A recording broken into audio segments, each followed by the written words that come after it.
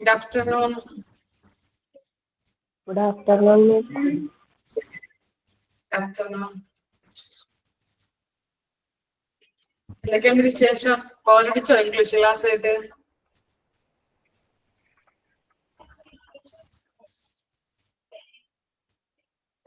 കഴിഞ്ഞ ക്ലാസ്സിൽ എടുത്ത് വായിച്ചു നോക്കിയോ?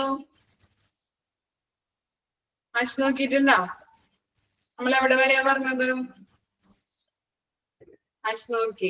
ഓക്കെ. എവിടെ വരെയാ പറഞ്ഞ?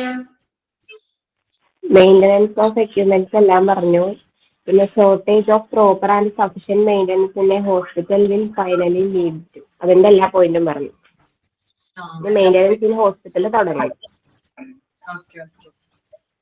നമ്മൾ പറഞ്ഞു വന്നിരുന്നത് hospital equipments management consist of 5 points. 5 points വിപുലീകരിച്ചാണ് പറഞ്ഞു വന്നിരിക്കുന്നത്. നമ്മൾ പറഞ്ഞത് പ്ലാനിങ് ഫോർ ദി എക്യുപ്മെന്റ്സ് പറഞ്ഞു, പർച്ചേസിംഗ് ഓഫ് എക്യുപ്മെന്റ്സ് പറഞ്ഞു, മെയിൻ്റനൻസ് ഓഫ് എക്യുപ്മെന്റ്സ് പറഞ്ഞു അല്ലെ. പർച്ചേസിംഗ് ഓഫ് എക്യുപ്മെന്റ്സിൽ നമ്മൾ പഠിച്ചത് എന്താണ്? 9 സ്റ്റെപ്പുകളെ കുറിച്ച് പഠിച്ചില്ലേ? എന്തൊക്കെയായിരുന്നു അത്? എന്തൊക്കെയായിരുന്നു 9 സ്റ്റെപ്പ്?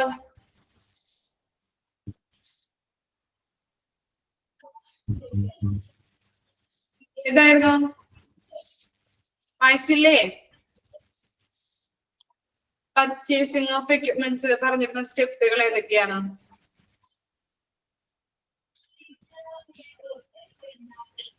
ഫോർകാസ്റ്റ് ദ ഡിമാൻഡ്, ആവശ്യങ്ങൾ മുൻകൂട്ടി കാണുക. സോഴ്സ് ഓഫ് ഫണ്ട്, അതായത് ലോൺസ്, അതായത് ഡിപ്രിസിയേഷൻ ഫണ്ട്, അവിടെ ഡിസിഷൻ മേക്കേഴ്സ്, ടോപ്പ് മാനേജ്മെന്റിന്റെ ഒക്കെ ഡിസിഷൻസ് കിട്ടുന്നതിന് വേണ്ടി. പിന്നെ suppliers, information generation, is the instrument helpful to our institution.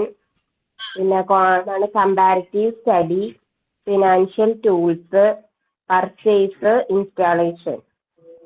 Okay. എന്തായിരുന്നു depreciation fund?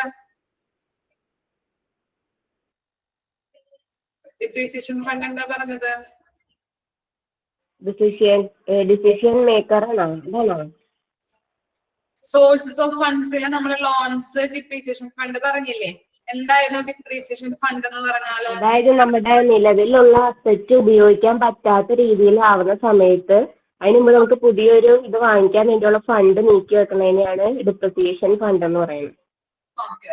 Capital accumulated profit എന്തായിരുന്നു? ഹോസ്പിറ്റൽ അക്യുമുലേറ്റഡ് പ്രോഫിറ്റ് അത് നമുക്ക് കിട്ടുന്ന ലാഭത്തിൽ നിന്ന് നമ്മൾ മാറ്റി വെക്കുന്ന ഒരു. സ്പെസിഫിക് പർപ്പസ് ഓഫ് ഫണ്ടോ എന്തായിരുന്നു പറഞ്ഞത്? അതെന്തെങ്കിലും ആവശ്യത്തിന് വേണ്ടി മാറ്റി വെക്കുന്ന ഫണ്ടുകൾ. ഇത്രയും വരെ ക്ലിയർ ആയിരുന്നില്ലേ? നെക്സ്റ്റ് ടോപ്പിക്കിലോട്ട് പോവാം നമുക്ക്. ഓക്കെ കേട്ടോ, ഞാൻ നോട്ടീസ് ചെയ്യട്ടെ. എന്തെങ്കിലും ഡൗട്ട് ഉണ്ടെങ്കിൽ ചോദിച്ചാൽ മതി കേട്ടോ.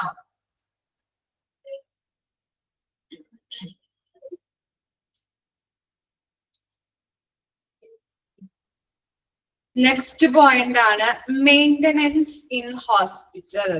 മെയിൻ്റനൻസ് ഇൻ ഹോസ്പിറ്റൽ എന്ന് പറഞ്ഞാൽ എന്താണ്? ഹോസ്പിറ്റലില് എങ്ങനെയെല്ലാം മെയിൻ്റനൻസ് വർക്കുകൾ ചെയ്യാൻ പറ്റും. Maintenance in hospital must be done by എന്താണ്? ഫസ്റ്റ് വൺ എന്താണ്? പ്രോപ്പർ ഇൻസ്റ്റലേഷൻ അല്ലെ. പ്രോപ്പർ ആയിട്ട് എക്യുപ്മെന്റ്സുകൾ ഇൻസ്റ്റാൾ ചെയ്യണം. സെക്കൻഡ് പോയിന്റ് എന്താണ്? അപ്കീപ്പിംഗ് ആൻഡ് റിപ്പയേഴ്സുകൾ എന്തെങ്കിലും എന്താണ് ക്യാപിറ്റൽ എക്യുപ്മെന്റ്സിന് എന്തെങ്കിലും റിപ്പയേഴ്സുകളൊക്കെ വന്നിട്ടുണ്ടെങ്കിൽ അത് പ്രോപ്പർ ആയിട്ട് റിപ്പയർ ചെയ്ത് രീതിയിൽ വർക്കിംഗ് ആക്കണം.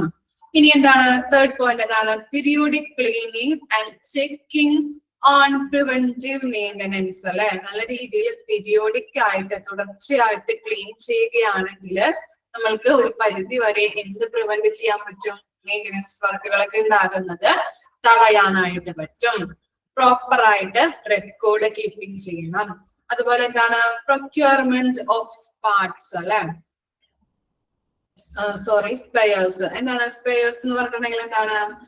നമ്മളിപ്പോ പ്രൊക്യൂർമെന്റ് എന്ന് പറഞ്ഞിട്ടുണ്ടെങ്കിൽ സംഭരണം എന്താണ്? സ്പെയർസിന്റെ സംഭരണങ്ങള്.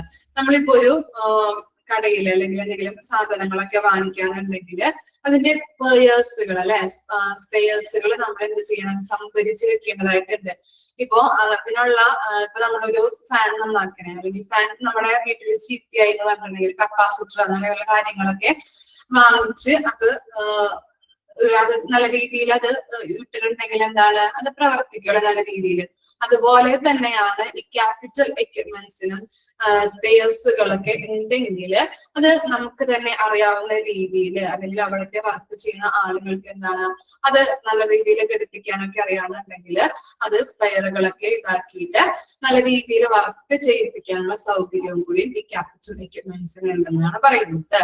മെയിൻ്റെനൻസ് വർക്ക് വന്നിട്ടുണ്ടെങ്കിൽ സ്പെയർസുകളൊക്കെ ഉണ്ടെങ്കിൽ എന്താണ്, അപ്പോ തന്നെ അത് പരിഹരിക്കാനായിട്ട് നമുക്ക് സാധിക്കും. ക്ലിയർ ആയോ?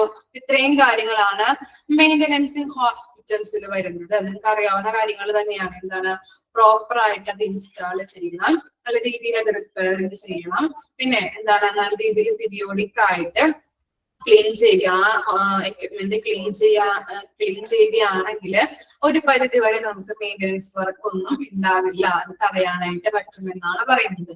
അതുപോലെ റെക്കോർഡ്സുകൾ കീപ്പ് ചെയ്യുക, അതുപോലെ എന്താണ്, സ്പെയർസുകളൊക്കെ ഉണ്ടെങ്കിൽ നമുക്ക് എന്താണ്, അത് നമുക്ക് അറിയാവുന്ന രീതിയിൽ ഘടിപ്പിക്കാനായിട്ടും അതുപോലെ തന്നെ എന്താണ്, അപ്പൊ തന്നെ മെയിൻ്റെനൻസ് വർക്ക് ഒക്കെ ചെയ്ത് തീർക്കാനായിട്ട് പറ്റും. പ്രോപ്പർ ആയിട്ട് ക്യാപിറ്റൽ എക്യുപ്മെന്റ്സ് നല്ല രീതിയിൽ പ്രവർത്തിപ്പിക്കാനായിട്ട് സാധിക്കുമെന്നാണ് പറയുന്നത്.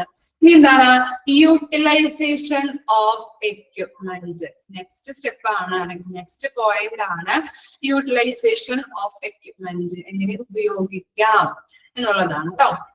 എന്താണ്, utilization has to be 80% to 90%. No under or over utilization. എന്താ പറയുന്നത്, ഈ എക്യുപ്മെന്റ്, ക്യാപിറ്റൽ എക്യുപ്മെന്റ് യൂസ് ചെയ്യുന്നത്, അതിന്റെ ഉപയോഗം എന്ന് പറയുന്നത് എന്താണ്, 80 to 90% വരെ അത് പ്രോപ്പർ ആയിട്ട് ഉപയോഗിക്കാനായിട്ട് പാടുള്ളൂ. ഒരുപാട് അത് ഓവറായിട്ട് ഉപയോഗിക്കാനും പാടില്ല. അതുപോലെ എന്താണ്, അത്ര അധികം അണ്ടർ ആയിട്ട് അല്ലെ, എന്താണ്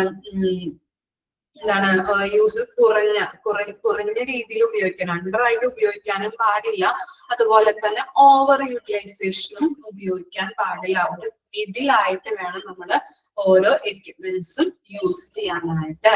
അതിന്റെ പെർസെന്റേജ് പറയുന്നത് എന്താണ്, 80 to 90%. അത്ര പെർസെന്റേജിലാണ് അത് നല്ല രീതിയിൽ ഉപയോഗിക്കാൻ പാടുള്ളൂ. ഓവറായിട്ടും ഉപയോഗിക്കാൻ പാടില്ല, അതുപോലെ അണ്ടറായിട്ടും ഉപയോഗിക്കാനായിട്ട് പാടില്ല. ഇനി എന്താണ്, ഡിസ്കാർഡിങ് ഓഫ് എക്യുപ്മെന്റ്സ്. എന്താണ് ഡിസ്കാർഡ്? നിരസിക്കുക അല്ലെ, നിരസിക്കുന്നത് എങ്ങനെയൊക്കെയാണ്? Scrap items for reselling and giving free to small hospitals. നമ്മൾ പഠിച്ചിട്ടുണ്ടായിരുന്നതാണ്, ഇപ്പോ ഒരു എക്യുപ്മെന്റ് ഉപയോഗശൂന്യമായിട്ടുണ്ടെങ്കിൽ അതെന്ത് ചെയ്യുന്നുണ്ട്, നമ്മള് സ്ക്രാപ്പിലോട്ട് അല്ലെ, ആക്രിയില് കൊടുക്കുന്നുണ്ട്, അത് റീസെല് ചെയ്യുന്നുണ്ട്. അതുപോലെ അത്ര നല്ല രീതിയിൽ എന്താണ്, അത് വർക്കിംഗ് ആണ്, പക്ഷെ എന്താണ്, നല്ല കണ്ടീഷൻ അല്ല എന്നുണ്ടെങ്കിൽ നമ്മൾ എന്ത് ചെയ്യുന്നുണ്ട്, സ്മോൾ ഹോസ്പിറ്റലിന് അത് കൊടുക്കും. ക്ലിയർ ആയോ? ഫസ്റ്റ് നമ്മൾ പറഞ്ഞത് എന്താണ്, സ്ക്രാപ്പിൽ കൊടുക്കുന്നു, അത് റീസെല് ചെയ്യുന്നു. അല്ലെങ്കിൽ എന്താണ്, സ്മോൾ ഹോസ്പിറ്റലിന് അത് ഫ്രീ ആയിട്ട് നമ്മൾ കൊടുക്കും. എന്തിനു വേണ്ടിയിട്ടാണ്? ഇപ്പോ നമ്മള് ഇപ്പൊ ഒരു എന്താണ്, സെക്കൻഡ് ഹാൻഡ് കാറ് വാങ്ങി. എന്താണ് സെക്കൻഡ് ഹാൻഡ് കാറ് വാങ്ങുന്നതിന്റെ ഉദ്ദേശം എന്തായിരിക്കാം, പറയാൻ പറ്റുമോ നിങ്ങളും? എന്ന് പറഞ്ഞു നോക്കിയേ, സെക്കൻഡ് ഹാൻഡ് കാറ് വാങ്ങിക്കുന്നതിന്റെ ഉദ്ദേശം എന്തായിരിക്കാം? ക്യാഷ് ഇല്ലാത്തത് കൊണ്ട്, ഫസ്റ്റ് പോയിന്റ്. ഓക്കെ, പിന്നെന്താണ്,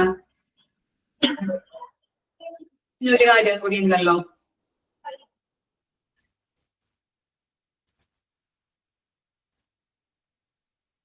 ചിന്തിച്ചു നോക്കിയേ.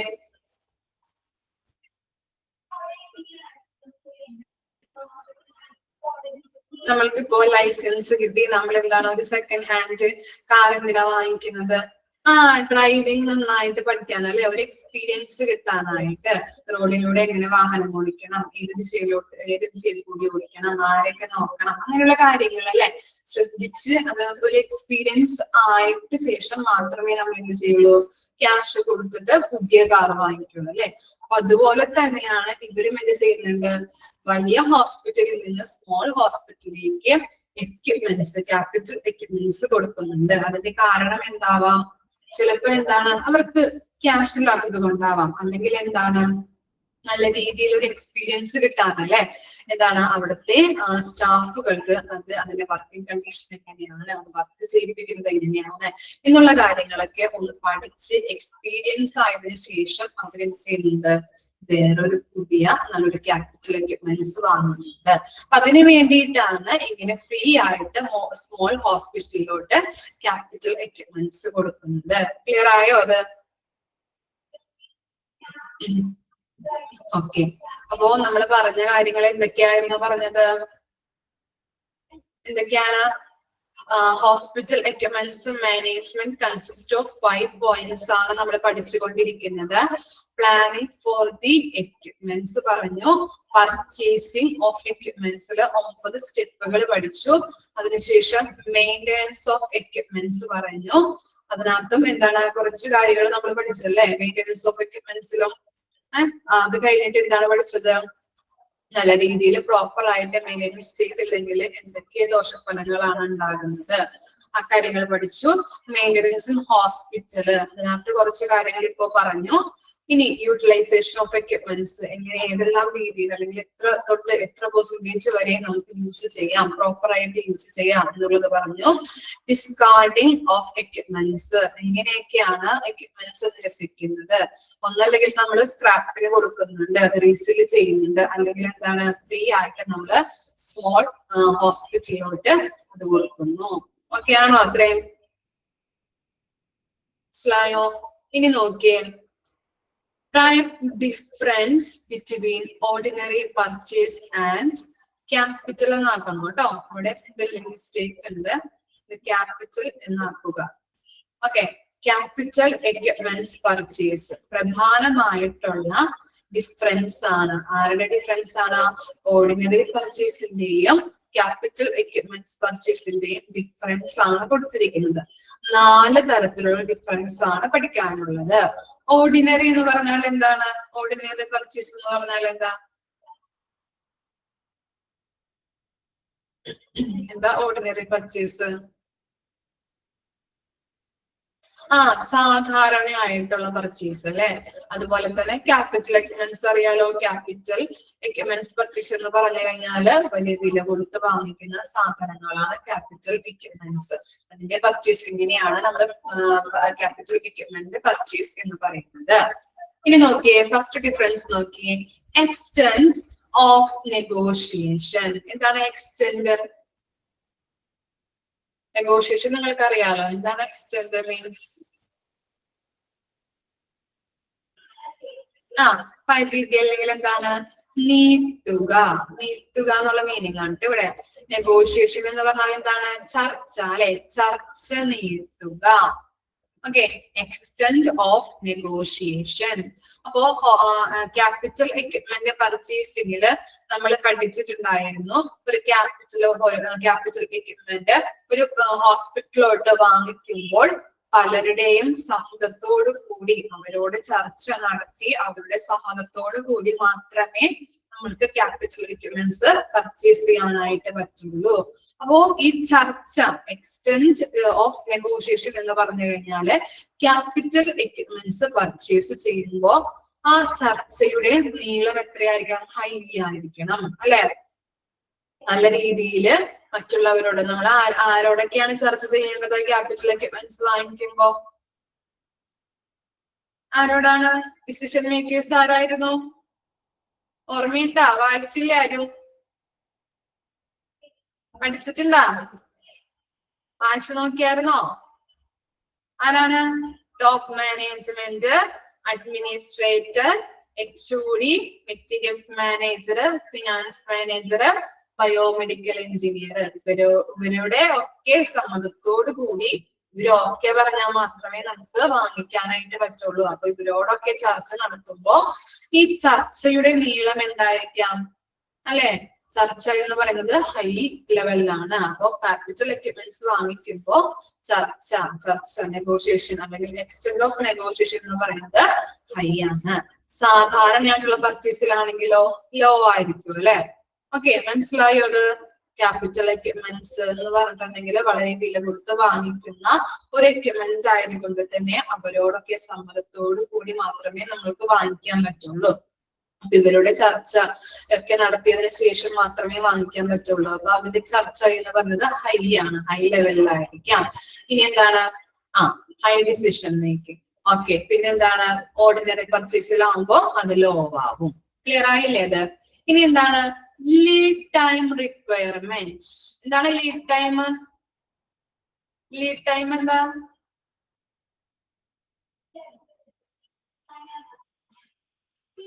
എന്തായിരുന്നു ലീഡ് ടൈം?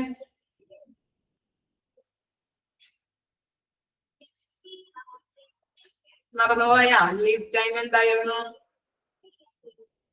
എത്ര തൊട്ട് എത്ര വരെയുള്ള ടൈമാണ്? നമ്മൾ മെറ്റീരിയൽസ് പർച്ചേസ് ചെയ്യാനായിട്ട് ഓർഡർ കൊടുത്തു, നമ്മുടെ കയ്യില്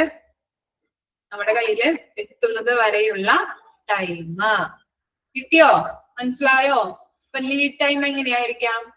ക്യാപിറ്റൽ പർച്ചേസിലാണെങ്കിൽ ഹൈ ആണ്, ഓർഡിനറി പർച്ചേസ് ആണെങ്കിൽ എന്താണ്? ലോ ആണ്.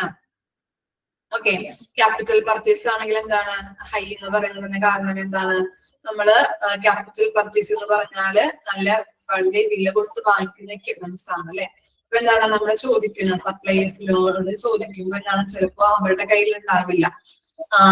സാധാരണ പർച്ചേസ് ആണെങ്കിൽ പെട്ടെന്ന് തന്നെ നമുക്ക് സാധനങ്ങൾ കിട്ടും. പക്ഷെ എന്താണ്? ക്യാപിറ്റൽ പർച്ചേസ് ആകുമ്പോൾ ചിലപ്പോ സപ്ലൈസിന്റെ കയ്യിൽ ഉണ്ടാവില്ല. നമ്മൾ ഉദ്ദേശിച്ച മെറ്റീരിയൽ ഇതാണ്, നമുക്ക് ഉദ്ദേശിച്ച ഇതുപോലെ തന്നെ എന്നൊക്കെ പറയുമ്പോൾ ചിലപ്പോൾ ഉണ്ടാവില്ല, സ്റ്റോക്ക് ഒന്നും ഉണ്ടാവില്ല. അവരെന്ത് ചെയ്യും? അത് മാനുഫാക്ചറിങ് നടത്തി അല്ലെങ്കിൽ അതിന്റെ മെറ്റീരിയൽസ് ഒക്കെ പർച്ചേസ് ചെയ്ത് അത് മാനുഫാക്ചറിങ് നടത്തി നമ്മുടെ കയ്യിൽ ഫൈനൽ പ്രൊഡക്റ്റ് ആക്കി എത്തുമ്പോൾ എന്താണ്? അതിന്റെ ടൈം ചിലപ്പോ ഇത്തിരി കൂടും അല്ലെ? അതാണ് ലീഡ് ടൈം ഹൈ എന്ന് പറയുന്നത്. അതുപോലെ എന്താണ്? ഓർഡിനറി പർച്ചേസ് ആണെങ്കിൽ ലോ ആയിരിക്കും. ഇനി എന്താണ്? Size of expenditure. Size of expenditure എന്ന് പറഞ്ഞാൽ എന്താണ്? ചിലവാകുന്ന തുകയുടെ അല്ലെങ്കിൽ ചിലവാക്കുന്ന തുകയുടെ വലിപ്പം എങ്ങനെയാണ്? ക്യാപിറ്റൽ എക്യുപ്മെന്റ്സിനാണോ അല്ലെങ്കിൽ ഓർഡിനറി പർച്ചേസിനാണോ വില കൂടുതലാവുക? പറഞ്ഞു നോക്കിയൊന്ന്.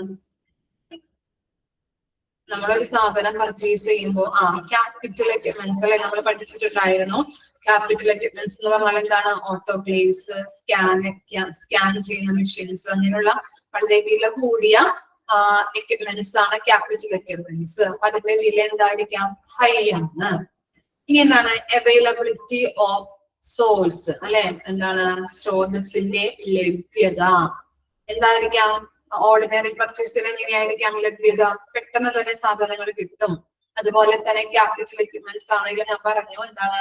ചിലപ്പോ വളരെ വില കൊടുത്ത് വാങ്ങിക്കുന്ന സാധനങ്ങൾ ആയതുകൊണ്ട് തന്നെ ആളുകളൊന്നും പെട്ടെന്ന് വാങ്ങിക്കാനായിട്ട് അധികം ആൾക്കാരൊന്നും ഉണ്ടാവില്ല. അതുകൊണ്ട് തന്നെ എന്താണ്? സപ്ലൈസിന്റെ കയ്യില് ക്യാപിറ്റൽ എക്യുപ്മെന്റ്സ് ഉണ്ടാവില്ല, നമ്മൾ ഉദ്ദേശിക്കുന്ന രീതിയിലുള്ള ക്യാപിറ്റൽ എക്യുപ്മെന്റ്സ് ഉണ്ടാവില്ല. അപ്പൊ എന്താണ്? സാധാരണ പർച്ചേസ് ആണെങ്കിൽ വളരെ പെട്ടെന്ന് തന്നെ സോഴ്സസുകൾ അതിന്റെ അവൈലബിലിറ്റി ഹൈ ആയിരിക്കാം. ഈ ക്യാപിറ്റൽ എക്യുപ്മെന്റ്സ് ആണെങ്കിൽ അത് ചിലപ്പോ നമ്മൾ ഉദ്ദേശിച്ച പോലെ ഉണ്ടാവില്ല. അതുകൊണ്ട് തന്നെ അത് പല ഇതിനും തേടി അതിന്റെ മെറ്റീരിയൽസ്, റോ മെറ്റീരിയൽസ് സംഭവങ്ങളൊക്കെ തേടി പിടിച്ച് എടുത്ത് മാനുഫാക്ചർ ചെയ്ത് ഫൈനൽ പ്രൊഡക്റ്റ് ആക്കി നമ്മുടെ കയ്യിൽ എത്തിക്കേണ്ടതായിട്ടുണ്ട്. അതുകൊണ്ട് തന്നെ അതിന്റെ സോഴ്സസ് ഓഫ് അവൈലബിലിറ്റി എന്ന് പറയുന്നത് എന്താണ്? സ്രോതസ്സിന്റെ ലഭ്യത എന്ന് പറയുന്നത് വളരെ ലോ ആണ്. ഇത്രയും കാര്യങ്ങളാണ് ഡിഫറൻസ് ആയിട്ട് പറയുന്നത്. എന്തൊക്കെയാണ് പഠിച്ചത് നമ്മള്? Main difference between ordinary purchase and capital equipments purchase. അതിനകത്ത് എന്തൊക്കെയാണ് പറഞ്ഞത് നമ്മള്? എക്സ്റ്റെൻഡ് ഓഫ് നെഗോഷിയേഷൻ എന്ന് പറയുന്നത് എന്താണ്? ഹൈ ആണ്. ക്യാപിറ്റൽ എക്യുപ്മെന്റ്സ് പർച്ചേസിൽ ഹൈ ആണ്, ഓർഡിനറി പർച്ചേസിൽ എന്താണ്? ലോ ആണ്. ഇനി ലീഡ് ടൈം റിക്വയർമെന്റ്സ് എന്താണ്? എങ്ങനെയാ പഠിച്ചത്? High in capital purchase, low in ordinary purchase. Size of the expenditure അല്ലെ, നമ്മൾ ചിലവാക്കുന്ന തുകയുടെ വലിപ്പം എന്താണ്? ക്യാപിറ്റൽ എക്യുപ്മെന്റ്സ് ആണെങ്കിൽ അത് വളരെ ഹൈ ആയിട്ട് വരുന്നു. ഇനി എന്താണ്? അവൈലബിലിറ്റി ഓഫ് സോഴ്സസ് അല്ലെ, സോഴ്സസിന്റെ ലഭ്യത എന്തായിരിക്കാം? ക്യാപിറ്റൽ എക്യുപ്മെന്റ്സ് ആണെങ്കിൽ അത് വളരെ ലോ ആണ്. കിട്ടിയില്ലേ? അത് മനസ്സിലായോ?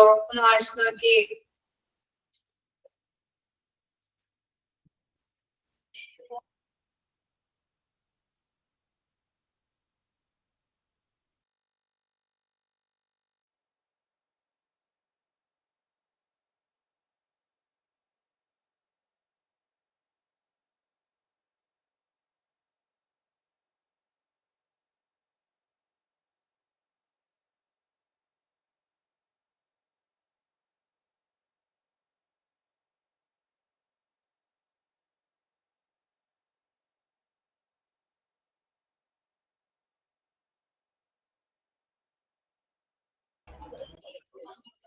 ഓക്കെ ആണോ?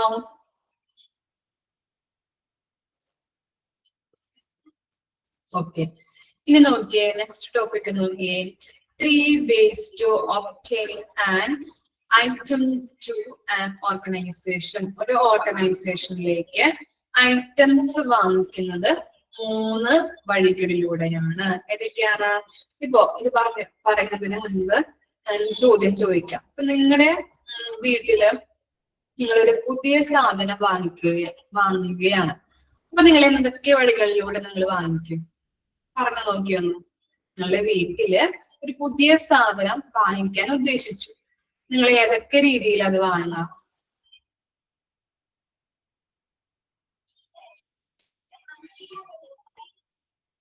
ഏതൊക്കെ രീതിയിൽ വാങ്ങിക്കും?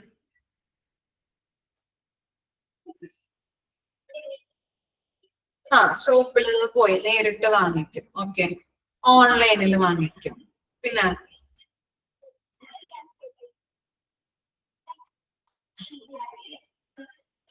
ഇനി എന്താണ്?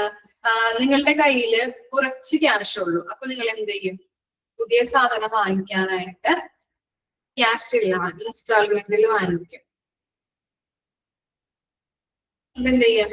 കുറച്ച് ക്യാഷ് ഉണ്ടെങ്കിൽ നിങ്ങൾ എന്ത് ചെയ്യും? EMI ലോൺ എടുക്കും. ഓക്കെ, നമുക്ക് നോക്കാം. എന്താണ്? പുതിയ സാധനം ഒരു ഓർഗനൈസേഷനിലേക്കോ അല്ലെങ്കിൽ ഒരു ഫേമിലേക്കോ വാങ്ങിക്കുന്നത് 3 വഴികളിലൂടെയാണ്. നിങ്ങൾ പറഞ്ഞു അല്ലെ, എന്താണ്? നേരിട്ട് ഷോപ്പിൽ നിന്ന് വാങ്ങിക്കും എന്ന് പറഞ്ഞു. എന്താണ്? പുതിയൊരു എക്യുപ്മെന്റ് നേരിട്ട് നമ്മൾ പർച്ചേസ് ചെയ്യും, അല്ലെങ്കിൽ പുതിയൊരു എക്യുപ്മെന്റ് വാങ്ങിക്കും. അല്ലെങ്കിൽ കുറച്ച് ക്യാഷ് ഉള്ളൂ, അപ്പൊ നമ്മൾ എന്ത് ചെയ്യും? സെക്കൻഡ് ഹാൻഡ് അല്ലെ, സെക്കൻഡ് ഹാൻഡ് ആയിട്ട് നമ്മൾ വാങ്ങിക്കും. അല്ലെങ്കിൽ എന്താണ്? ഓൾഡ് എക്യുപ്മെന്റ് പർച്ചേസ് ചെയ്യും. ക്ലിയർ ആയോ? ഇനി അപ്പോ ഈ 2 ഓപ്ഷനും പോസിബിൾ അല്ല എങ്കിൽ നമ്മൾ എന്ത് ചെയ്യും? ബൈ ലീസിന് അല്ലെ, ലീസിന് നമ്മൾ വാടകയ്ക്ക് അല്ലെങ്കിൽ ലീസിനായിട്ട് നമ്മൾ വാങ്ങിക്കും. ക്ലിയർ ആയോ? അത് ഫസ്റ്റ് നമ്മൾ പറഞ്ഞത് എന്താണ്? ഒരു എക്യുപ്മെന്റ്, പുതിയ എക്യുപ്മെന്റ് നമ്മൾ പർച്ചേസ് ചെയ്യും.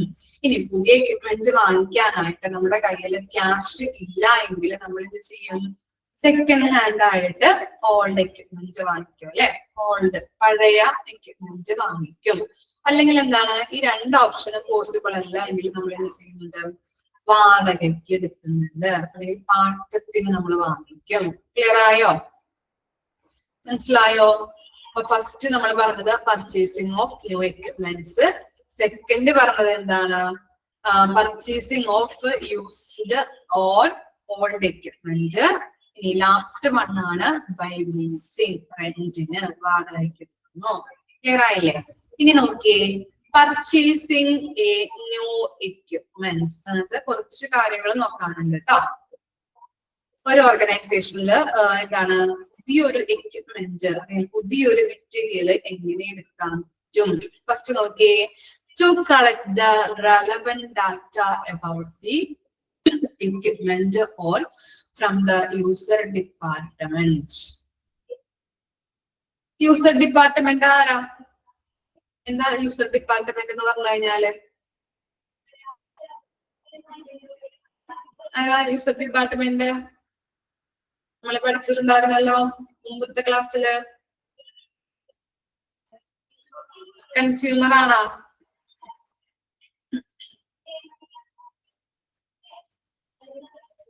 ഹോസ്പിറ്റലിലാണെങ്കിൽ എന്താണ് user department?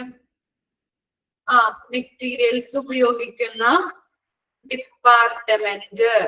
Okay, user department എന്ന് പറഞ്ഞാൽ എന്താണ്? മെറ്റീരിയൽസ് യൂസ് ചെയ്യുന്ന ഡിപ്പാർട്ട്മെന്റിനെ നമുക്ക് എന്ന് പറയാം? യൂസർ ഡിപ്പാർട്ട്മെന്റ് എന്ന് പറയാം കേട്ടോ. ഓക്കെ, അപ്പോ ഈ മെറ്റീരിയൽസ് യൂസ് ചെയ്യുന്ന ഡിപ്പാർട്ട്മെന്റ്സിൽ എന്തൊക്കെ മെറ്റീരിയൽസ് ആണോ ആവശ്യമായിട്ട് വരുന്നത്, അല്ലെങ്കിൽ സ്റ്റോക്ക് എന്തൊക്കെയാണ്, അല്ലെങ്കിൽ സ്റ്റോക്ക് കഴിഞ്ഞോ, എന്തെങ്കിലും ഇനി പുതിയതായിട്ട് വരുത്തണോ, അങ്ങനെയുള്ള കാര്യങ്ങളൊക്കെ ഈ യൂസർ ഡിപ്പാർട്ട്മെന്റിനോട് ചോദിച്ച് മനസ്സിലാക്കി ഇൻഫർമേഷൻസ് കളക്ട് ചെയ്ത് എന്ത് ചെയ്യുന്നുണ്ട്? പർച്ചേസ് ഡിപ്പാർട്ട്മെന്റ് പുതിയൊരു എക്യുപ്മെന്റ്സ് അല്ലെങ്കിൽ പുതിയ മെറ്റീരിയൽസുകൾ വാങ്ങിക്കുന്നു. അത് ഒരു വഴിയാണ് കേട്ടോ. പർച്ചേസിങ് എ ന്യൂ എക്യുപ്മെന്റ് ഏതൊക്കെ രീതിയിൽ നമുക്ക് പുതിയതായിട്ട് പർച്ചേസ് ചെയ്യാം എന്നുള്ള 3 കാര്യങ്ങളാണ് കൊടുത്തിരിക്കുന്നത്. ഫസ്റ്റ് പോയിന്റിൽ എന്താ പറഞ്ഞത്? യൂസർ ഡിപ്പാർട്ട്മെന്റിനോട് ചോദിച്ച് മനസ്സിലാക്കി നിങ്ങളുടെ ഡിപ്പാർട്ട്മെന്റിൽ എന്തൊക്കെ മെറ്റീരിയൽസ് ആവശ്യമാണ്, എന്തൊക്കെ സ്റ്റോക്ക് കഴിഞ്ഞു, എത്ര ക്വാണ്ടിറ്റിയിൽ വേണം, എത്ര പ്രൈസിൽ വേണം എന്നൊക്കെ ചോദിച്ച് മനസ്സിലാക്കി ഇൻഫർമേഷൻസ് കളക്ട് ചെയ്ത് പുതിയൊരു എക്യുപ്മെന്റ്സ് വാങ്ങിക്കുന്നു. ഇനി എങ്ങനെയാണ്? To invite the quotations from the suppliers അല്ലെ. സപ്ലയേഴ്സിൽ നിന്ന് നമ്മൾ കൊട്ടേഷൻസ് ഇൻവൈറ്റ് ചെയ്യുന്നുണ്ട്. നമ്മൾ പഠിച്ചു അല്ലെ, പല പല കൊട്ടേഷൻസ് അവര് നമ്മളുടെ മുമ്പിലോട്ട് വെക്കും. അപ്പൊ ഇത് ചെയ്യും, നമുക്ക് സ്യൂട്ടബിൾ ആയിട്ടുള്ള കൊട്ടേഷൻസ് അതിൽ നിന്ന് തിരഞ്ഞെടുത്ത് നമ്മൾ എന്ത് ചെയ്യും? പർച്ചേസ് ഓർഡർ കൊടുക്കുന്നുണ്ട് അല്ലെ. അതാണ് ഇവിടെ പറയുന്നത്. അങ്ങനെയുള്ള സപ്ലൈസിൽ നിന്ന് നമുക്ക് എന്ത് ചെയ്യാം? പുതിയൊരു എക്യുപ്മെന്റ് വാങ്ങിക്കാനായിട്ട് പറ്റും. സപ്ലൈസ് തരുന്ന കൊട്ടേഷനിൽ നിന്ന് നമുക്ക് സ്യൂട്ടബിൾ ആയിട്ടുള്ള കൊട്ടേഷൻ സെലക്ട് ചെയ്ത് പുതിയൊരു എക്യുപ്മെന്റ് വാങ്ങിക്കാൻ പറ്റും. ഇനി എന്താണ്? തേർഡ് വൺ ആണ് assessment of the quotations of bids. എന്താണ് ബിഡ്സ്? ബിഡ് എന്താ? ബിഡ് എന്താണ്?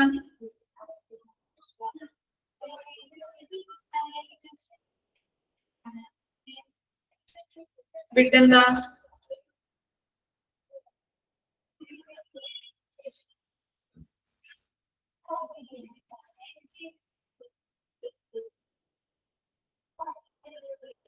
ബിഡ് എന്താണ്? ലേലം. ഓക്കെ, ലേലം വഴി നമുക്ക് എന്ത് ചെയ്യാം? ഈ ഒരു എക്യുപ്മെന്റ് നമുക്ക് പർച്ചേസ് ചെയ്യാം. അപ്പൊ ഏതൊക്കെ രീതിയിലാണ് നമുക്ക് പർച്ചേസ് ചെയ്യാൻ പറ്റുന്നത് പുതിയൊരു എക്യുപ്മെന്റ്സ്? എങ്ങനെയാണ്? യൂസർ ഡിപ്പാർട്ട്മെന്റിൽ നിന്ന് ഇൻഫർമേഷൻസ് കളക്ട് ചെയ്തുകൊണ്ട് പുതിയ എക്യുപ്മെന്റ്സുകൾ നമുക്ക് പർച്ചേസ് ചെയ്യാം. അതുപോലെ എന്താണ്? സപ്ലയേഴ്സിൽ നിന്ന് കൊട്ടേഷൻസ് ഇൻവൈറ്റ് ചെയ്തിട്ട് എന്ത് ചെയ്യാൻ പറ്റും? പുതിയ എക്യുപ്മെന്റ്സ് പർച്ചേസ് ചെയ്യാൻ പറ്റും. അതുപോലെ എന്താണ്? ലേലം വഴി. ബിഡ് എന്ന് പറഞ്ഞാല് ലേലം. ലേലത്തിലൂടെയും ഈ പ്രോസസ്സ് നമുക്ക് പർച്ചേസ് ചെയ്യാം. ഓക്കെ, ഈ പ്രോസസ് ചെയ്യാനായിട്ട് പറ്റും. എന്താണ്? പുതിയ എക്യുപ്മെന്റ് പർച്ചേസ് ചെയ്യാനായിട്ട് പറ്റും. ഇനി നോക്കിയേ, അപ്പോ പുതിയ എക്യുപ്മെന്റ് ഏതൊക്കെ രീതിയിൽ പർച്ചേസ് ചെയ്യാന്നുള്ളത് പറഞ്ഞു. ഇനി അതിന്റെ ഫാക്ടേഴ്സ് ആണ് കൊടുത്തിരിക്കുന്നത്. Economic life of the mission. First factor ആണ് എന്ത്? Economic life of the mission ആയിട്ട് പറയുന്നത്. എന്താണ്? It consist of the service life of an asset which reduce the average cost per period of service. It includes time and cost dimension. എന്താ പറയുന്നത്?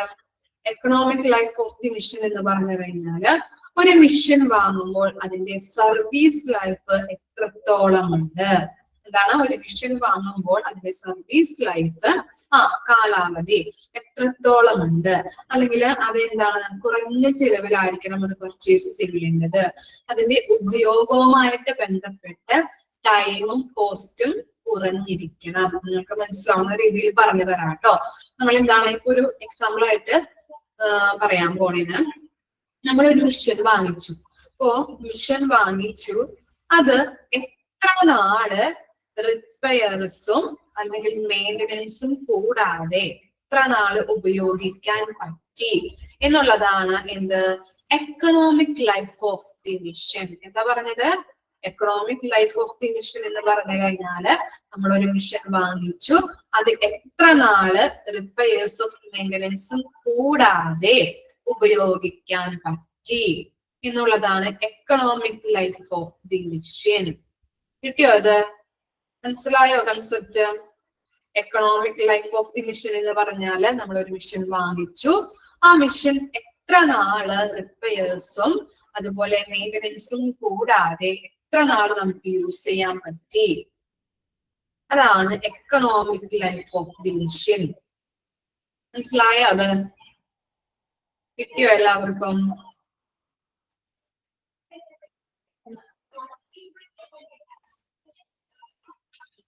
Okay ആണോ? Okay ആണ്. ഇനി എന്താണ് next ആണ് physical life of the machine. Economic life പറഞ്ഞു, അതിനുശേഷം next factor ആണ് എന്ത്? Physical life of the machine. എന്താണ്? The total period of productivity of the machine or the entire life of the machine. നമ്മൾ എന്ത് ചെയ്തു? ഇപ്പൊ ഒരു മിഷൻ വാങ്ങിച്ചു, അതിന്റെ ഉൽപാദനക്ഷമത അല്ലെ, പീരീഡ് ഓഫ് പ്രൊഡക്ടിവിറ്റി അത് എത്രത്തോളം ഉണ്ട്? പ്രൊഡക്ടിവിറ്റി എന്ന് പറഞ്ഞു കഴിഞ്ഞാല് ഉൽപാദനക്ഷമത. നമ്മളൊരു മിഷൻ വാങ്ങിച്ചു, അതിന്റെ ഉൽപാദനക്ഷമത എത്രത്തോളം ഉണ്ട്, ആ മിഷന്റെ ഉപയോഗം എത്രത്തോളം ഉണ്ട് എന്നുള്ള ഒരു ഇതിനെയാണ് നമ്മൾ എന്ന് പറയുന്നത് physical life of the mission എന്ന് പറയുന്നത്. അതിന്റെ പ്രൊഡക്ടിവിറ്റി എത്രത്തോളം ഉണ്ട്, അത് എത്ര നാൾ ഉപയോഗിക്കാൻ പറ്റും എന്നുള്ള ആ ലൈഫ്, ഫിസിക്കൽ ലൈഫ്, അതിനെയാണ് നമ്മൾ physical life of the mission ആയിട്ട് പറയുന്നത്, എൻജിയർ ലൈഫ് ഓഫ് ദി മിഷൻ എന്ന് പറയുന്നത്. ക്ലിയർ ആയോ? അത് ഒന്നുകൂടി പറഞ്ഞു തരാൻ മനസ്സിലാവുന്ന രീതിയിൽ. നമ്മളിപ്പോ ഒരു മിഷൻ വാങ്ങിച്ചു, കുറച്ചു നാൾ എന്ത് ചെയ്തു? അത് ഉപയോഗിച്ചു, മെയിൻ്റനൻസ് വർക്കോ റിപ്പയേഴ്സോ കൂടാതെ ഒരു 3 വർഷം ഉപയോഗിച്ചു. അതിനുശേഷം എന്താണ്? മെയിൻ്റനൻസ് വർക്ക് വന്നു, അത് റിപ്പയർ ചെയ്തു. അതിനുശേഷവും നമ്മൾ എത്ര നാൾ നമുക്ക് അതിന്റെ മാക്സിമം ഉപയോഗിക്കാൻ പറ്റി?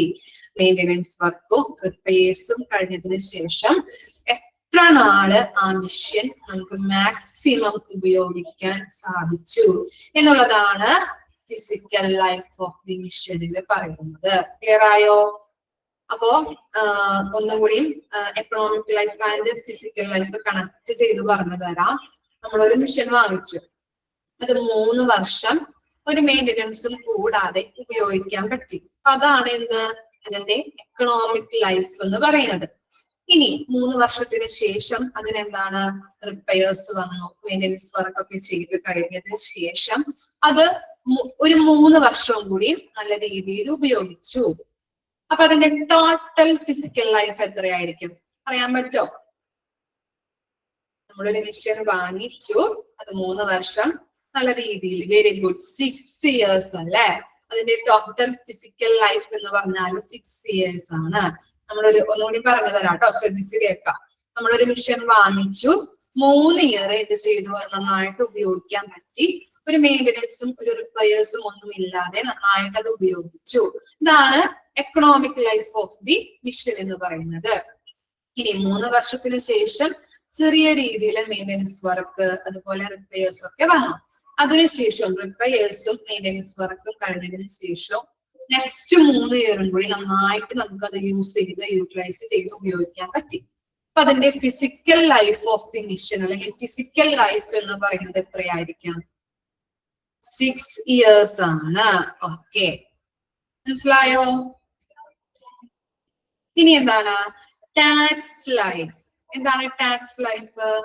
The number of years over which the capital cost can be received back.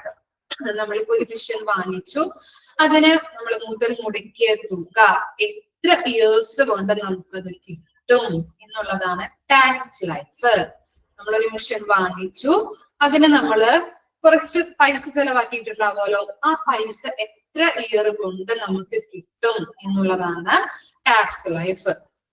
ഇപ്പോ ഞാനൊരു മിഷൻ വാങ്ങിച്ചു, ഒരു എക്സ്റേ മിഷൻ വാങ്ങിച്ചു, അതിന് ഒരു എന്താണ് ഒരു 50,000 രൂപയാണെന്ന് വിചാരിക്കാം.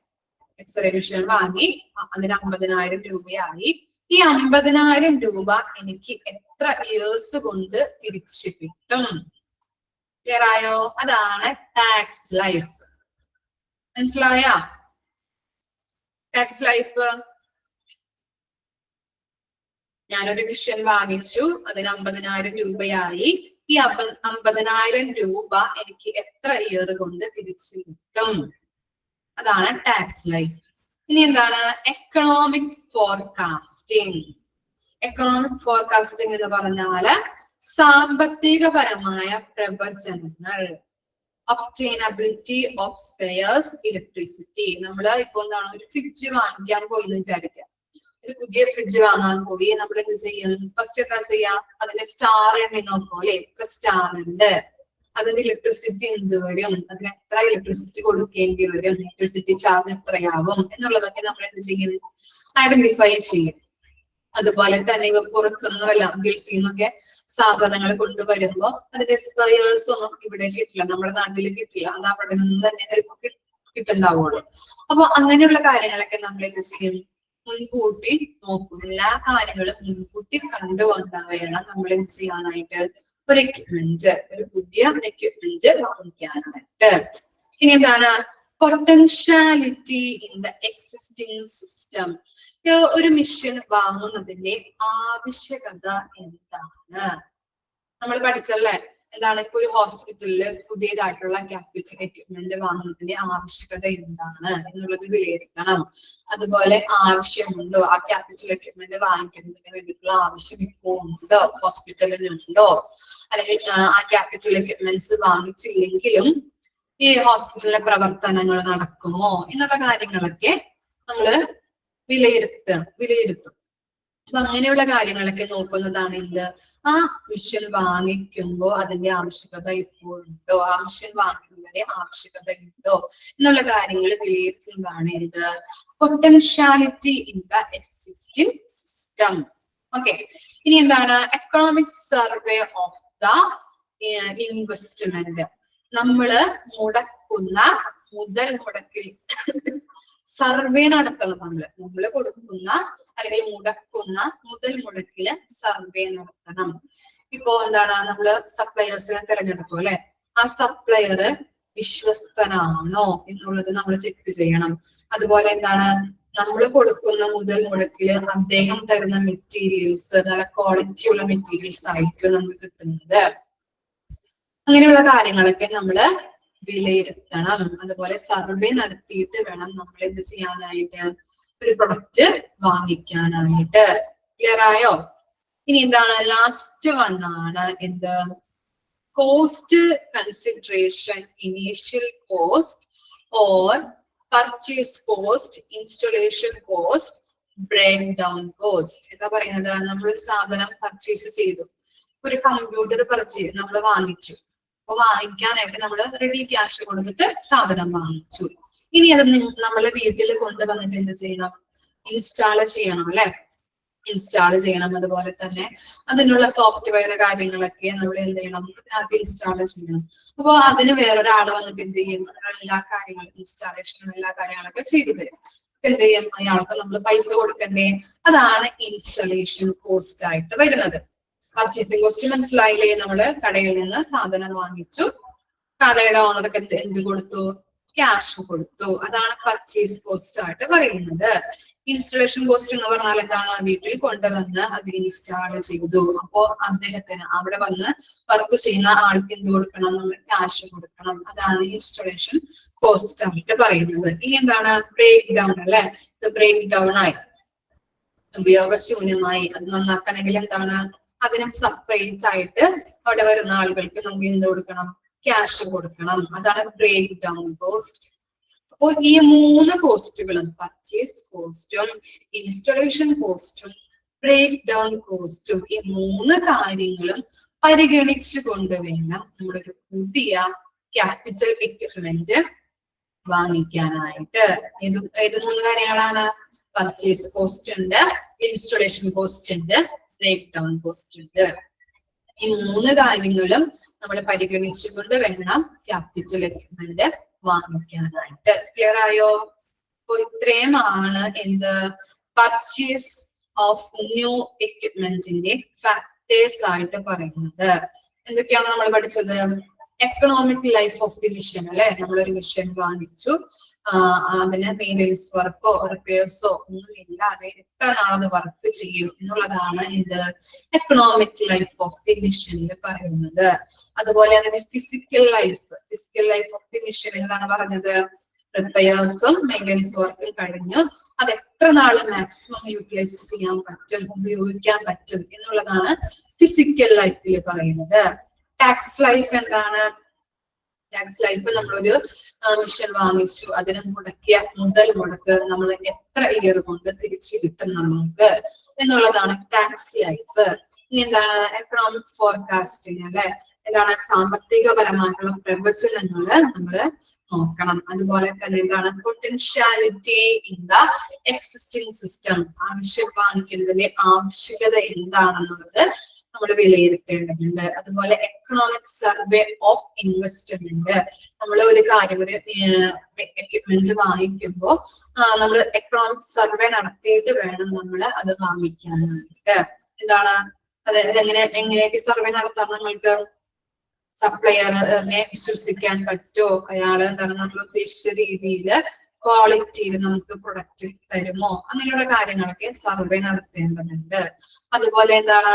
Purchase cost, installation cost, break down cost, ഈ 3 കാര്യങ്ങളും പരിഗണിച്ചുകൊണ്ടായിരിക്കണം നമ്മൾ ഒരു ക്യാപിറ്റൽ എക്യുപ്മെന്റ് പർച്ചേസ് ചെയ്യാനായിട്ട്.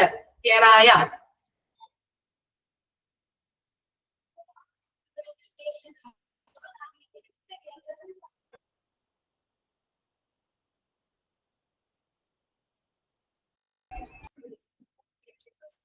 ഈ പറയണോ?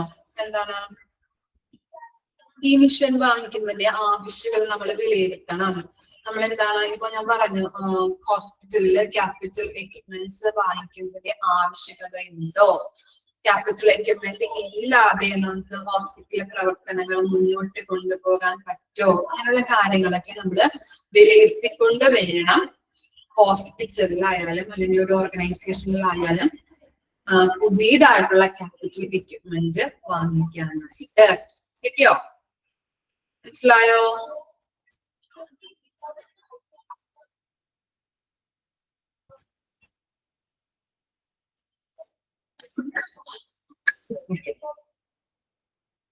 കിട്ടിയില്ല എല്ലാവർക്കും? ഡൗട്ട് ഒന്നും ഇല്ലല്ലോ? ഇനി നോക്കിയേ, purchasing of an old equipment. ഏതൊക്കെ രീതിയിൽ ഏതൊക്കെ ആളുകളോടാണ് നമ്മൾ ഓൾഡ് അല്ലെ, പഴയ എക്യുപ്മെന്റ് വാങ്ങിക്കാൻ പറ്റുന്നത്? നിങ്ങളാണെങ്കിൽ എന്താണ് ഏതൊക്കെ കാരണങ്ങളാലാകാം പഴയ വണ്ടി വാങ്ങിക്കുന്നത് അല്ലെങ്കിൽ പഴയ ഒരു എക്യുപ്മെന്റ് വാങ്ങിക്കാൻ ഏതൊക്കെ കാരണങ്ങൾ കൊണ്ടാവാം? ചിന്തിച്ചു നോക്കിയേ.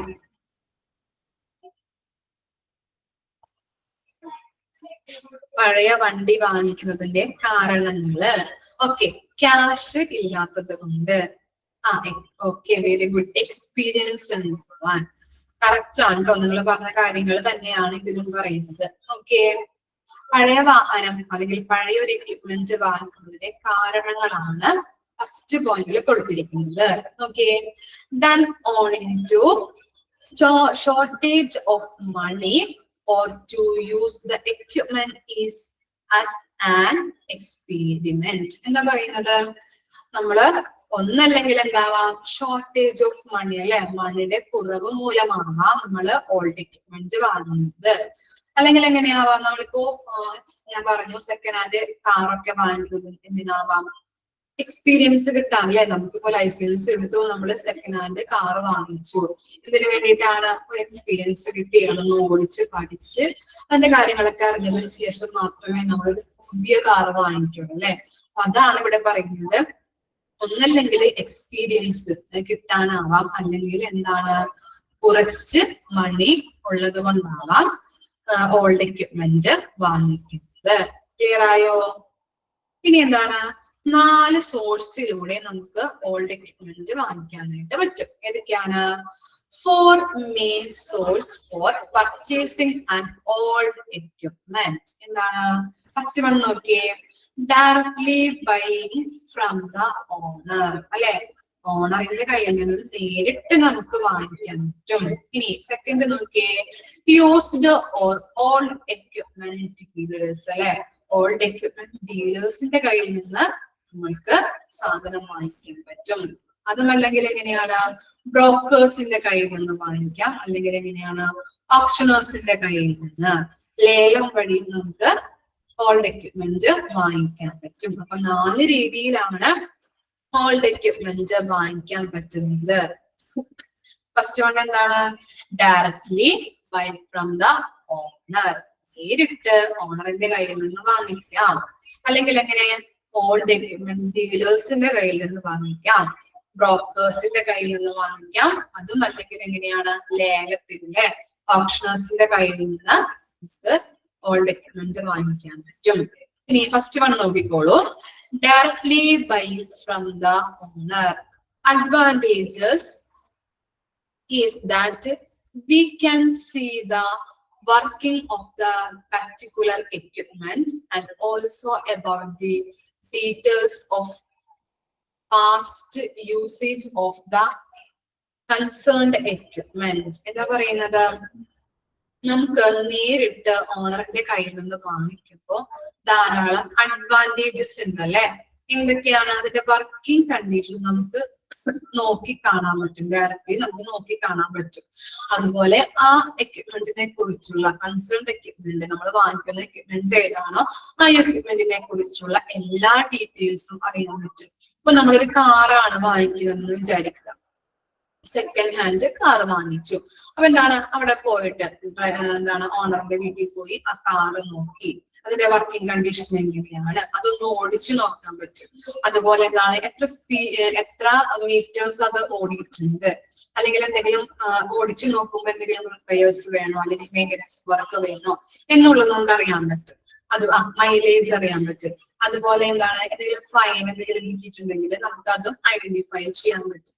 അപ്പൊ അതാണ് അതിന്റെ മെയിൻ അഡ്വാൻറ്റേജ് എന്ന് പറഞ്ഞാല്, നമ്മൾ നേരിട്ട് ഓണറുടെ അടുത്ത് പോയിട്ട് സാധനം വാങ്ങിച്ചു കഴിഞ്ഞാല് അതിന്റെ അഡ്വാൻറ്റേജസ് എന്ന് പറഞ്ഞാൽ എന്താണ്, അതിന്റെ വർക്കിംഗ് കണ്ടീഷൻ അറിയാൻ പറ്റും, മൈലേജ് അറിയാൻ പറ്റും, അതുപോലെ ഫൈൻ എന്തെങ്കിലും കിട്ടിയിട്ടുണ്ടെങ്കിൽ അതറിയാൻ പറ്റും. അതുപോലെ എന്താണ്, പിന്നെന്താ പറഞ്ഞത്, വർക്കിംഗ് കണ്ടീഷൻ, അതുപോലെ എന്താ പിന്നെ എന്തൊക്കെയാണ് അതെങ്ങനെ വർക്ക് ചെയ്യുന്നത്, അതുപോലെ എന്താണ് അതിന്റെ മെയിൻ്റെനൻസ് കാര്യങ്ങൾ, റിപ്പയേഴ്സ് ഒക്കെ ഉണ്ടെങ്കിൽ നമുക്ക് ചെയ്യേണ്ടതായിട്ടുണ്ടെങ്കിൽ അതൊക്കെ നമുക്ക് നേരിട്ട് നമുക്ക് ഓടിച്ചു നോക്കുമ്പോൾ അറിയാൻ പറ്റും. അതാണ് directly buy from the owner. കിട്ടിയോ? അത് മനസ്സിലായോ? നിങ്ങൾക്ക് അറിയാവുന്ന കാര്യം തന്നെയാണ്. ഓക്കെ, ഇനി എന്താണ്, used or old equipment dealers അല്ലെ, ഓൾഡ് എക്യുപ്മെന്റ് ഡീലേഴ്സിന്റെ കയ്യിൽ നിന്നും നമ്മൾ ഓൾഡ് എക്യുപ്മെന്റ് വാങ്ങിക്കുമ്പോൾ എന്തൊക്കെ കാര്യങ്ങളാണ് ശ്രദ്ധിക്കേണ്ടത്, അല്ലെങ്കിൽ അവർ തരുന്നത് എന്തൊക്കെ കാര്യങ്ങളാണ്, warranty for short period, warranty തരുന്നത് ഷോർട്ട് പീരീഡ് ആയിരിക്കും. ഇനി എന്താണ്, 2 types of equipment received from them, rebuilt or continued equipments. എന്താണ് റീബിൽഡ് എന്ന് പറഞ്ഞിട്ടുണ്ടെങ്കിൽ എന്താണ്, അവരിപ്പോ പുതിയ അല്ലെങ്കിൽ എന്താണ് ഒരു പഴയ എക്യുപ്മെന്റ് ആയിരിക്കും. ചിലപ്പോ കാറാണെങ്കിൽ എന്താണ്, സെക്കൻഡ് ഹാൻഡ് കാറ്, സ്പാർട്സ് അതുപോലെയുള്ള സ്പെയേഴ്സുകൾ, പുതിയ പുതിയ കാര്യങ്ങളൊക്കെ ഒന്നുകൂടി കണക്ട് ചെയ്ത് പുതിയ എന്താണ് പെയിന്റ് ഒക്കെ അടിച്ച് ഒന്നുകൂടി റീബിൽഡ് ചെയ്തൊക്കെ നമുക്ക് തരും അല്ലെ, പുതിയതാക്കി നമുക്ക് തരാറുണ്ട്. അപ്പൊ അങ്ങനെയാണ് അവിടെ നിന്ന് കിട്ടുന്നത്, ഓൾഡ് എക്യുപ്മെന്റ് ഡീലേഴ്സിന്റെ കയ്യിൽ നിന്ന് നമുക്ക് സാധനം വാങ്ങിക്കാൻ പറ്റുന്നത്. ഒന്നും കൂടി അത് റീബിൽഡ് ചെയ്ത് അങ്ങനെയുള്ള കാര്യങ്ങളൊക്കെ ചെയ്ത് നല്ല പുതിയതാക്കിയിട്ട് നമുക്ക് തരുന്നുണ്ട്. കിട്ടിയോ? അത് മനസ്സിലായോ? അതറിയാലോ നിങ്ങൾക്ക്? മനസ്സിലായില്ലേ? ഇനി എങ്ങനെയാണ്, ബ്രോക്കേഴ്സിന്റെ കയ്യിൽ നിന്ന് വാങ്ങിക്കാം, അല്ലെങ്കിൽ എങ്ങനെയാണ് ലേലം വഴി ഓപ്ഷനേഴ്സിന്റെ കയ്യിൽ നിന്ന് നമുക്ക് വാങ്ങിക്കാൻ പറ്റും. ഇനി എന്താണ്, ബോത്ത് ആർ റിസ്കി. ഈ ബ്രോക്കേഴ്സ് ആൻഡ് ഓപ്ഷനേഴ്സിന്റെ കാര്യമാണ് താഴെ കൊടുത്തിരിക്കുന്നത്. ബ്രോക്കേഴ്സിന്റെ അടുത്ത് നിന്ന് വാങ്ങിച്ചാലും ഓപ്ഷനേഴ്സിന്റെ കയ്യിൽ നിന്ന് വാങ്ങിച്ചാലും എന്താണ്, both are risky sources and there will be no warranty. അവർ വാറന്റി തരുന്നില്ല, അതുപോലെ തന്നെ എന്താണ്, ആ ഒരു അപകടകരമായിട്ടുള്ള ഒരു സോഴ്സസ് ആണ്. ഇവരുടെ കയ്യിൽ നിന്ന് സാധനങ്ങൾ വാങ്ങിച്ചിട്ടുണ്ടെങ്കിൽ റിസ്കി സോഴ്സസ് ആണ്. അതുപോലെ തന്നെ എന്താണ്, അവര് വാറണ്ടി നമുക്ക് തരുന്നില്ല. ക്ലിയർ ആയില്ലേ? ഇത്രയും കാര്യങ്ങളാണ് പർച്ചേസിങ് ഓഫ് ആൻഡ് ഓൾഡ് എക്യുപ്മെന്റിൽ പറയുന്നത്. എന്തൊക്കെയാണ് പഠിച്ചത് നമ്മള്? നേരിട്ട് എങ്ങനെയൊക്കെ വാങ്ങിക്കാം നമുക്ക് ഓൾഡ് എക്യുപ്മെന്റ്? നേരിട്ട് ഓണറിന്റെ കയ്യിൽ നിന്ന് വാങ്ങിക്കാൻ പറ്റും. അതുപോലെ എന്താണ്, ഓൾഡ് എക്യുപ്മെന്റ് ഡീലേഴ്സിന്റെ കയ്യിൽ നിന്ന് വാങ്ങിക്കാം, ബ്രോക്കേഴ്സിന്റെ കയ്യിൽ നിന്ന് വാങ്ങിക്കാം, അതുപോലെ തന്നെ ഓപ്ഷണേഴ്സിന്റെ കയ്യിൽ നിന്ന് വാങ്ങിക്കാം. ക്ലിയർ ആയില്ലേ? ഇപ്പോ ഡയറക്ട്ലി ഓണറുടെ കയ്യിൽ നിന്ന് വാങ്ങിക്കുമ്പോൾ കിട്ടുന്ന അഡ്വാൻറ്റേജ് എന്തൊക്കെയാണ്? നമുക്ക് നേരിട്ട് ഓടിച്ചു നോക്കാം, അതിന്റെ വർക്കിംഗ് കണ്ടീഷൻ നോക്കാൻ പറ്റും. കാറാണെങ്കിൽ നേരിട്ട് പോയിട്ട് ഓടിച്ചു നോക്കാം, വർക്കിംഗ് കണ്ടീഷൻ അറിയാം. അതുപോലെ അത് എത്ര മൈലേജ് ഓടിയിട്ടുണ്ട്, ഇപ്പൊ റിപ്പയർസ് ചെയ്യണമെങ്കിൽ അതറിയാൻ പറ്റും. അങ്ങനെയുള്ള കാര്യങ്ങളൊക്കെ നേരിട്ട് നമുക്ക് ഓണറിന്റെ കയ്യിൽ നിന്ന് വാങ്ങിച്ചിട്ടുണ്ടെങ്കിൽ അറിയാൻ പറ്റും. അതുപോലെ ഓൾഡ് എക്യുപ്മെന്റ് ഡീലേഴ്സിന്റെ കയ്യിൽ നിന്ന് വാങ്ങിച്ചാൽ എന്താണ്, അവർ തരുന്ന വാറന്റി എന്ന് പറയുന്നത് ഷോർട്ട് പീരീഡ് ആണ്. അതുപോലെ അത് റീബിൽഡ് ചെയ്ത് റീകണ്ടിന്യൂഡ് അല്ലെ, എന്താണ്, റീകണ്ടീഷനോട് ചെയ്ത് നല്ല രീതിയിൽ പുതിയ ഡിസൈൻസ് ഒക്കെ വെച്ച് അല്ലെങ്കിൽ പുതിയ പെയിന്റ് ഒക്കെ അടിച്ച് സ്പെയർ പാർട്സുകളൊക്കെ പുതിയതൊക്കെ അറ്റാച്ച് ചെയ്ത് വെച്ചിട്ടാണ് നമുക്ക് ഇത് തരുന്നത്. പുതിയൊരു അല്ലെങ്കിൽ ഓൾഡ് എക്യുപ്മെന്റ് പുതിയൊരു എക്യുപ്മെന്റ് ആയിട്ട് നമുക്ക് കിട്ടുന്നത്. അപ്പൊ അവരുടെ കയ്യിൽ നിന്ന് വാങ്ങിക്കാൻ പറ്റും. അതുപോലെ എന്താണ്, ബ്രോക്കേഴ്സിന്റെ കയ്യിൽ നിന്നും ഓപ്ഷണേഴ്സിന്റെ കയ്യിൽ നിന്നും വാങ്ങിക്കാം. ബ്രോക്കേഴ്സിന്റെ കയ്യിൽ നിന്നും ഓപ്ഷണേഴ്സിന്റെ കയ്യിൽ നിന്നും വാങ്ങിക്കുമ്പോൾ ഒരു റിസ്കി സോഴ്സസും അതുപോലെ തന്നെ അവര് എന്താണ്, വാറന്റിയും തരുന്നില്ല. ക്ലിയർ ആയോ? ഇനി എന്താണ് അഡ്വാൻറ്റേജ് ഡിസ്അഡ്വാൻറ്റേജ് നോക്കിയേ. Disadvantage in buying and old equipment. എന്തൊക്കെയാണ് നമ്മൾ ഓൾഡ് എക്യുപ്മെന്റ് വാങ്ങിക്കുമ്പോൾ അതിന്റെ ഡിസ്അഡ്വാൻറ്റേജ് എന്തൊക്കെയാണ്? 3 കാര്യങ്ങളാണ് ഇവിടെ കൊടുത്തിരിക്കുന്നത്. Economic life of the particular equipment cannot be ascertained. Ascertained എന്ന് പറഞ്ഞാൽ എന്താണ്? നിർണയിക്കുക അല്ലെ? അപ്പൊ നിർണയിക്കാനായിട്ട് ഇവിടെ എന്താണ്, നമ്മൾ ഓൾഡ് എക്യുപ്മെന്റ് വാങ്ങിക്കുമ്പോ അത് എത്ര നാള് ഉപയോഗിച്ചിട്ടുണ്ട്, അല്ലെങ്കിൽ ഇപ്പൊ കാറാണെങ്കിൽ എത്ര നാള് അത് ഓടിച്ചിട്ടുണ്ട് എന്ന് നമുക്ക് നിർണയിക്കാനായിട്ട് പറ്റില്ല. ക്ലിയർ ആയോ? ഒരു എക്യുപ്മെന്റ് വാങ്ങിക്കുമ്പോ, ഓൾഡ് എക്യുപ്മെന്റ് വാങ്ങിക്കുമ്പോ അത് എത്ര നാൾ ഉപയോഗിച്ചിട്ടുണ്ട് എന്നുള്ളത് നമുക്ക് നിർണയിക്കാനായിട്ട് പറ്റില്ല. അതാണ് ഫസ്റ്റ് ഡിസ്അഡ്വാൻറ്റേജ് ആയിട്ട് പറയുന്നത്. ഇനി എന്താണ്, നോ ആഫ്റ്റർ സെയിൽ സർവീസ്. തരാറുണ്ടോ അവര്? വാങ്ങിച്ചതിന് ശേഷം തരാറുണ്ടോ ആഫ്റ്റർ സെയിൽ സർവീസ്? തരാറില്ല അല്ലെ? അപ്പൊ ഇവിടെ എന്താണ്, നോ ആഫ്റ്റർ സെയിൽ സർവീസ്. ഇനി എന്താണ്, മെയിൻ്റെനൻസ് ചാർജ് ഹൈ ആയിരിക്കും. നമുക്കറിയാം എന്താണ്, പഴയ കാറോ അല്ലെങ്കിൽ വണ്ടിയൊക്കെ വാങ്ങിച്ചിട്ടുണ്ടെങ്കിൽ എന്താണ്, അതിന്റെ എപ്പോഴെപ്പോഴും നമുക്ക് എന്താണ്, അതിന്റെ റിപ്പയേഴ്സ് മെയിൻ്റെനൻസ് വർക്ക് ഒക്കെ ചെയ്തുകൊണ്ടിരിക്കണം അല്ലെ? അതിന് നല്ലതൊരു പുതിയ എക്യുപ്മെന്റ് വാങ്ങിക്കുന്നതാണ്. ഓൾഡ് എക്യുപ്മെന്റ് വാങ്ങിച്ചിട്ടുണ്ടെങ്കിൽ എപ്പോഴെപ്പോഴും അതിന്റെ റിപ്പയേഴ്സും കാര്യങ്ങളൊക്കെ ചെയ്തുകൊണ്ടേയിരിക്കണം. നല്ല രീതിയിലുള്ള വർക്കിംഗ് കണ്ടീഷൻ ആയിരിക്കില്ല. അതുകൊണ്ട് തന്നെ അതിന്റെ റിപ്പയേഴ്സ് ആൻഡ് മെയിൻ്റെനൻസ് ഫീ ഒക്കെ എന്താണ്, ഫ്രീ ആണ് എന്നാണ് പറയുന്നത്. ക്ലിയർ ആയോ? അപ്പൊ അഡ്വാൻറ്റേജ് ഏതൊക്കെയാണ്? നമ്മള് എന്താണ്, എത്ര നാളത് ഉപയോഗിച്ചു എന്ന് നമുക്ക് നിർണയിക്കാനായിട്ട് പറ്റില്ല. അതുപോലെ തന്നെ എന്താണ്, നോ ആഫ്റ്റർ സെയിൽ സർവീസ് ആണ്. മെയിൻ്റെനൻസ് ചാർജ് എന്താണ്, ഹൈ ആണ്. ഇത്രയും കാര്യങ്ങളാണ് disadvantages in buying and old equipment. കിട്ടിയോ അത്? ഇത്രയും ന്യൂസ് എടുക്കുന്നുള്ളൂ. നാളെ വരുമ്പോ ഇതൊക്കെ നോക്കി വരണം. ഓക്കെ, ക്ലിയർ ആയോ? ക്ലിയർ ആണോ? ഓക്കെ ആണ്. നാളെ വരുമ്പോ എന്തായാലും നോക്കി പഠിച്ചിട്ട് വരണം കേട്ടോ, അല്ലെങ്കിൽ അടുത്ത ഭാഗങ്ങൾ എടുക്കുമ്പോൾ നിങ്ങൾക്ക് ക്ലിയർ ആവില്ല. ഞാനിപ്പോ ക്വസ്റ്റ്യൻ ചോദിച്ചിട്ടൊന്നും ചിലവർക്കൊന്നും ആൻസർ ഇല്ലല്ലോ. ക്വസ്റ്റ്യൻ ചോദിക്കാതെ ഇപ്പൊ മടിയായി തുടങ്ങിയ പഠിക്കാനായിട്ട് നിങ്ങൾക്ക്? ഇതെറ്റി ബോറടിക്കുന്നുണ്ടോ? തേർഡ് മൊഡ്യൂള് അല്ലെങ്കിൽ ഇരുന്ന് ഉറങ്ങാനാണ് എല്ലാവരും? ഉച്ചയായതുകൊണ്ട് ഇല്ല, ഉറക്കില്ല. ഓക്കെ, നാളെ വരുമ്പോ ടഫാണോ? ഇത്തിരി ബുദ്ധിമുട്ടുണ്ട് നിങ്ങളോട്. ഞാൻ നേരത്തെ പറഞ്ഞല്ലോ, നിങ്ങൾ വായിച്ച് തന്നെ പഠിക്കണം കേട്ടോ, അല്ലെങ്കിൽ ബുദ്ധിമുട്ടാവും. ഓക്കെ, നാളെ വരുമ്പോ നോക്കി വരാം കേട്ടോ. Thank you. ഡൗട്ട് ഒന്നും ഇല്ലല്ലോ? പറഞ്ഞത് ക്ലിയർ അല്ലേ മക്കളെ? ഓക്കെ ആണോ? Thank you.